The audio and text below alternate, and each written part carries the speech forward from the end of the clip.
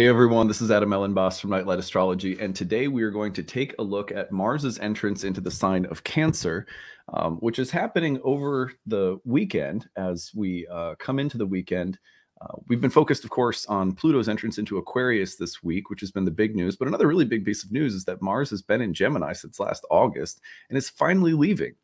And so as Mars leaves Gemini and moves into Cancer, what can we expect from this new Mars placement?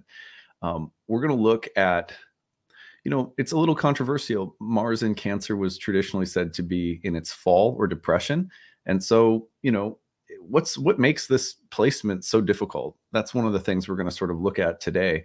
And is it really difficult? What are the virtues or, the blessings or even benefits of Mars into Cancer? So that is our subject for today. Before we get into it, don't forget to like and subscribe and share your comments. You guys know it helps the channel to grow, and I really appreciate your support in that way.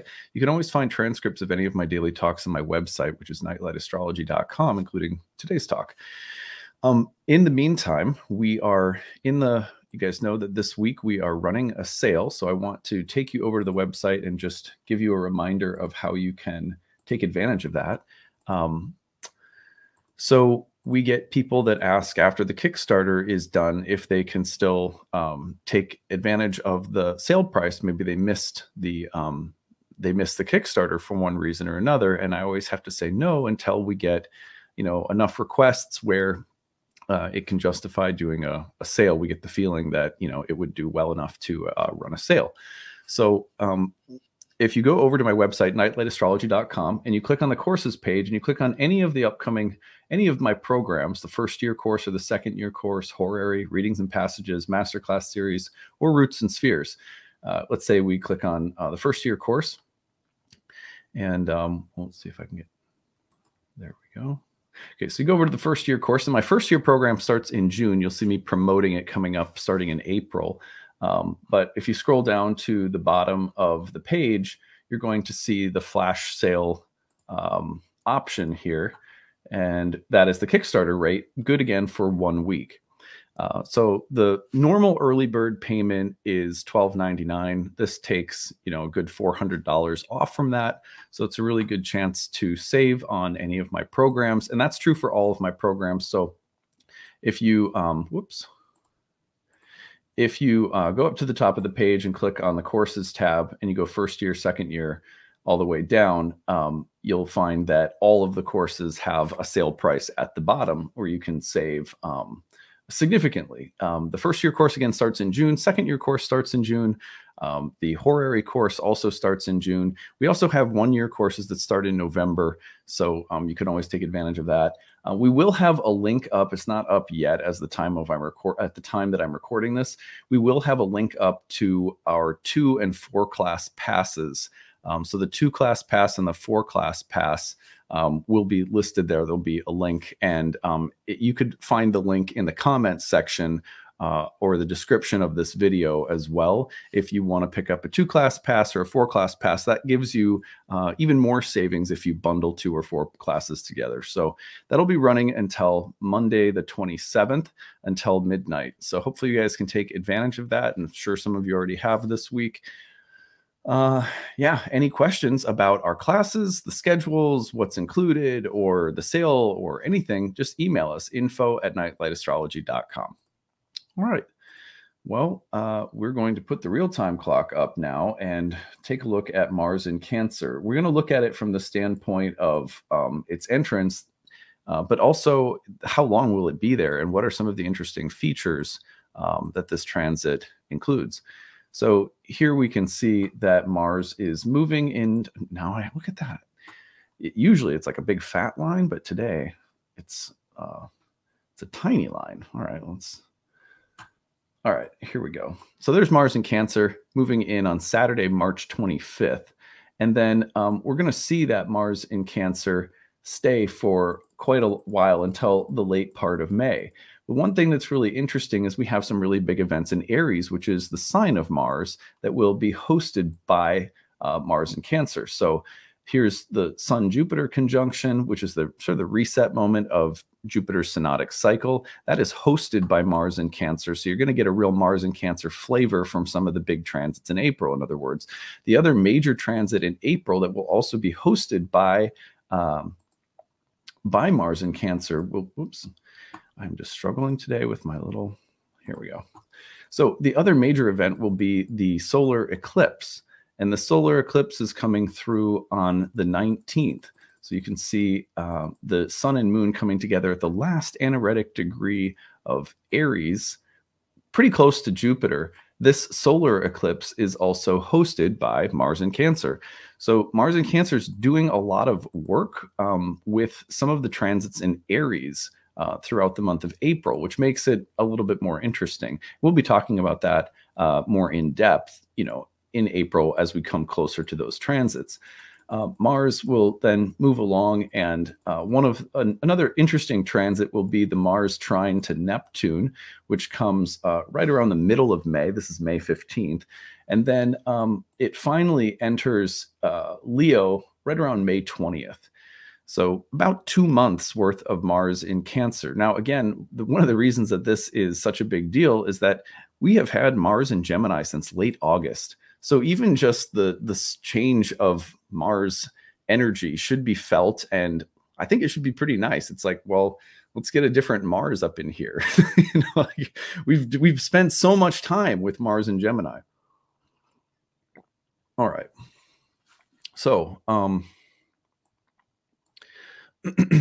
what I want to do today is I want to talk about Mars in Cancer was traditionally said to be depressed or in its fall. And for people who practice or study ancient astrology, usually Mars in Cancer is seen as a more difficult planet, as a more difficult planetary placement. Mars alone can be was one of the two malefics, sort of a troublemaker at times. Of course, it's a planet of war and conflict. There's so many good things that come from Mars, though, like bravery and persistence, courage and conviction, sacrifice and honor. Those things are also like a knightly code that's related to Mars, and we all need that, whether it's a feminine warrior goddess archetype or it's the way that the heroic masculine sort of functions when it's at its best. Mars has some really good things to offer us as well. Mars in Cancer is a difficult placement. We have to try to understand why. So we're going to start off with just a little explanation about its dignity, and then we're going to go into 10 ways in which Mars in Cancer troubles the waters. So first of all, in the original scheme of dignities, you have a very elaborate rationale for why planets are placed in certain signs and considered to be exalted in some and depressed in others. One of the things that's really interesting is that Mars is said to be depressed in Cancer, but exalted in the polar opposite sign of Capricorn. One of the reasons for that is that you have a kind of dichotomy between the beginning of summer and the beginning of winter. And Mars is associated with death. And Mars was, whether it's the death given on the battlefield in sacrifice, the death of a martyr for a cause, the death of a mother for its child. I mean, it could be a very honorable form of death. It doesn't have to be just malicious and terrible and scary. Death as the exiting of the soul from the body. Mars is connected with severing and cutting. And so when you have Mars placed in Capricorn exalted, it's there next to Saturn, whose domicile is in the sign of Capricorn. But you have it there in a sense because this was called the Capricorn was called the gateway of the gods, and the severing of the spirit or soul from the body and the lifting up or exiting of the soul from the body. It's a Marsy kind of space. If you think about it from the standpoint of death as a severing or a cutting of the cord between body and spirit or soul. You also have the idea of transcendence and enlightenment and victory over our mortal frame and material, fallenness or something like that. And you don't have to take that literally. It's just kind of a myth, an archetypal way in which we can understand Mars as victorious in the end over death itself, over the mortal condition. And so Mars is heroic in a spiritual sense, and placed in Capricorn, called the gateway of the gods, which is a place associated with the beginning of winter and the transmission of the letting go of the spirit from the body, which is really interesting. On the other hand, when you have Cancer, called the gateway of mankind, it was associated with the birth, the coming of the spirit into the body. And in that place, Mars is in its fall. It's not a comfortable place for Mars to hang out, in the domicile of the moon and the exaltation of Jupiter, a water sign in the midst of the light. Mars is a little bit more in that sense. Like maybe you could imagine Mars in Cancer as like the cutting of the umbilical cord. That's kind of an interesting Mars in Cancer image.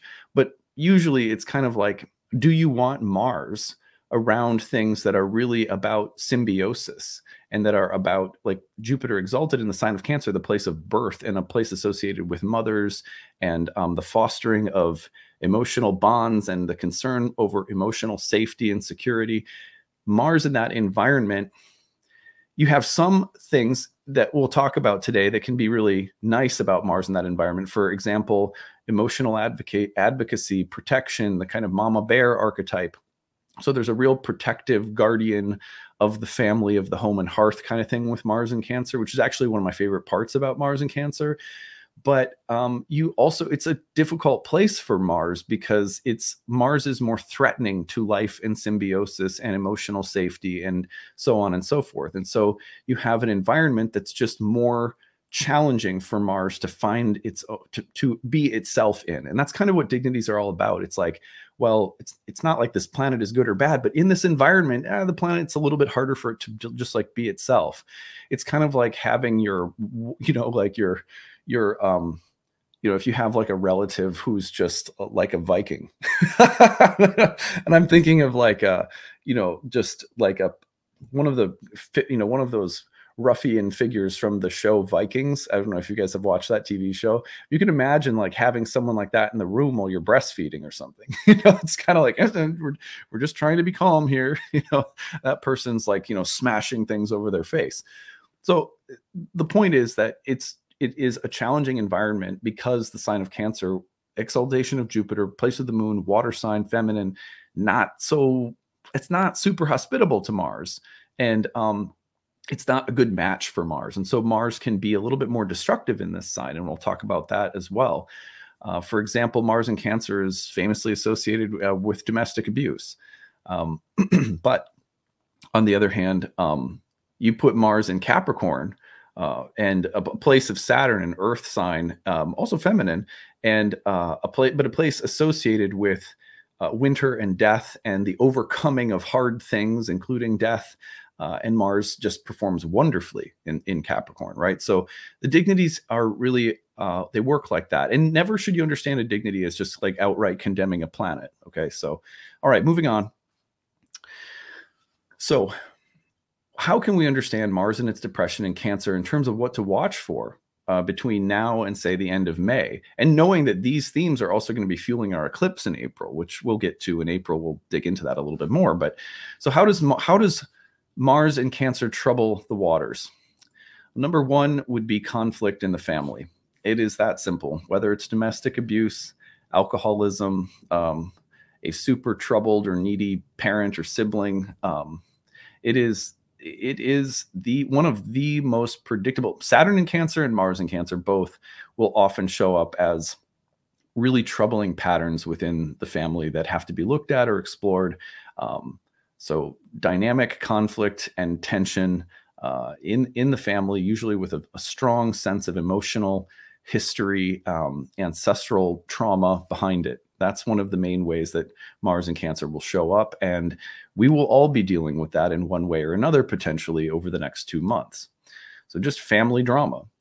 Number two will be, and that's the combination of Mars in the sign of the moon in this watery sign of Cancer, which among other things is associated with families.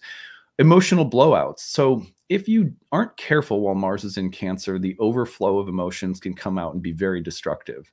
So you have to be careful of you may think that there's a pot on the back burner that's just simmering, but the heat's on full flame and you may not know that. So be careful because things have a way of sort of blowing up, especially things that you're trying to hold in or that have a long history behind them.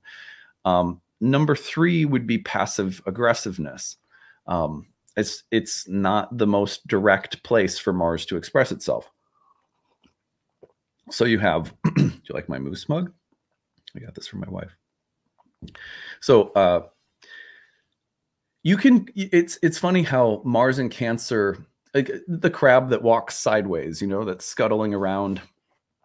Mars does not take a direct path, and which might be emotional tact, emotional intelligence when it comes to, picking and choosing your fights or battles. And that can be a gift of Mars in Cancer, can be like the way that emotional intelligence works when it comes to conflict or tension or handling those things. There can be some emotional intelligence on board to handle a conflict. Hey, that's a benefit. So we don't have to look at it all as totally negative, right? But passive aggressiveness would be one, just one thing to watch for. So, all right. So that would be number 3. Number 4 is civil war. Now, okay, this is classic. Every time Mars is in Cancer, I feel like I will visit with at least a few people who are having major struggles with neighbors or roommates, or people that you share a living or communal situation with, even if they're like, you don't know them, but they're in the same neighborhood. And of course, Mars in Cancer could be used as a timer for different conflicts between rival or opposing groups, politically, ideologically, culturally. You can see people that are just more, it's like Hatfield's McCoy's thing, which I actually brought up last summer when we had some drama in the sign of Cancer as well. And when by the way, we had some drama in the sign of Cancer last summer, and we had neighbors that were just awful to us because we were in the process of building the community herbal medicine garden. So, and they were just like super, super mean. Anyway, and that was like, it was just interesting because I had actually said, well, we could see a little bit of drama. Like exactly the Hatfield McCoy thing was something I referenced at that time. And then that ended up happening. I thought that was really interesting. Not interesting to, well, I guess it keeps it interesting when you're experiencing something that's kind of shitty. But so civil war, if you think about Romeo and Juliet and you think about the battling families of the, oh my God, what were their names? Why am I forgetting this? The Capulets and the Montagues. Is that right? Tell me if I got that right. So it'd be like that, warring families. And honestly, like ethnic and racial tension can spill over while Mars is in Cancer, because you have something like families and loyalties to blood and things that are original, like your birth and your this color of your skin and where you come from in the world, and clashes that are rooted in those kinds of origins or roots can come up. Anyway, number 5 would be neediness. The person I don't mean neediness sounds awful right away, but some legitimate needs can also come up in ways that are very intense. For example, a family member, I don't know, breaks their foot and has to come live with your mom. She lives on her own. She breaks her foot. She has to come live with you because she can't get around her house on her own. Suddenly it's like you're happy that she's there, but boy, is it a pain in the ass for a month. You know what I mean? So the needy, and this can be, but this can be not so benign either. You can have people that will try to sabotage every last thing you do as a way of trying to assert their need. And, well, don't do anything on your own. I can't be alone. Like codependence and emotional manipulation and coercion emotionally, and the archetype of the dark mother. It can be very Mars in Cancer. The similar placement Mars in Cancer is Moon and Pluto. If you know that placement, there's a similar vibe with Mars in Cancer at times. So the devouring or the smothering figure emotionally, whether that's a mom or whatever else. Mom is sort of stereotypical. You get what I'm saying, though. Number 6 would be defending or advocating. This is my favorite part about Mars in Cancer, is that Mars in Cancer will often show up and be ready to defend or to advocate for someone or something. Say, I'm standing up for you. I'm advocating for you. I care about people emotionally, especially things like the environment, women, children, the family, the home, the land, the family pride, the group, the group that has a sense of emotional or family-like quality to it, and standing up or fighting on behalf of it. So defending or advocating, the mama bear archetype is that's my favorite part about Mars in Cancer. It's really, really good at saying, don't mess with what I love, you know. Number 7 is emotional division. Now, this can often take place within ourselves. So, for example, oops, let's get the camera back here. There we go. For example, you may feel divided about your emotional loyalties within yourself. Feel devoted to this, I feel devoted to that, and it can go back and forth. So anytime that there is a state of feeling divided and torn apart over different kinds of emotional needs or wants or feelings of loyalty, and the feeling of conflict about them can come up within us. And what I like about that, actually, even though that's not like fun to deal with, per se, is that it can help us. Mars in Cancer can help us prioritize our loyalties, and also learn I feel like every time Mars is in Cancer, I end up learning that I can care about more than one thing at once, and things that appear like, well, if you care about this, you have to be angry at that, or if you care about this, then you have to automatically dislike this person or something like that. That Mars in Cancer will often teach me that it's okay to have different loyalties and different investments emotionally in different people and places and things, and I don't have to pit one against the other. It's like it's almost like you can compartment the desire is almost like all of Mars in Cancer can place this pressure on you, like I should be a totally unified front, clear emotional loyalties, all defined. But we're not that simple, are we? I mean, it's like, on the one hand, I like this, but I don't like this. And most of us can't perfectly organize our conflicted feelings. We can't coordinate all of the different voices inside of us that have different needs and wants and dislikes and things like that. And so sometimes learning to live with a little bit of emotional chaos and uncoordinated feelings. There's something about this placement that teaches me always that the mess inside of you is okay. You don't need to do anything with it necessarily. And sometimes it's also very clarifying in terms of what's helping me and what's not, especially with conflicted feelings. Anyway, number 8 would be weakening the masculine, or you could just call it the yang, because I think it's something that exists within all of us. Mars in Cancer will be one of the placements associated with, impotency or erectile dysfunction, or men who are like the picture of a man lactating or something like that, or gynecomastia, the man boobs. These kinds of images are usually in the negative, right? They're usually like, oh, he's femi or something, and that'll be like an insult to a man. But I think the opposite of any kind of masculine thing that becomes weakened. For example, the image of what's the phrase? A henpecked husband. And I'm sure that's not a nice phrase, but the stereotype of someone who's a nice guy, but maybe a pushover, and he's got a wife that's always beating up on him. Of course, believe me when I say that Mars in Cancer can represent domestic abuse in any direction, right? But the potential to feel like the masculine is being, sort of beat down or pushed into submissive, or that it's being overly passive, for example, when you need to be more assertive. And again, don't think if masculine is a problematic word for you, I would just replace it with yang. The yang part of you is being kind of beat down and weakened somehow. That's a real part of what Mars in Cancer can represent. All right. So anyway, that's one of the archetypes. But oddly, I'll get to that in a second.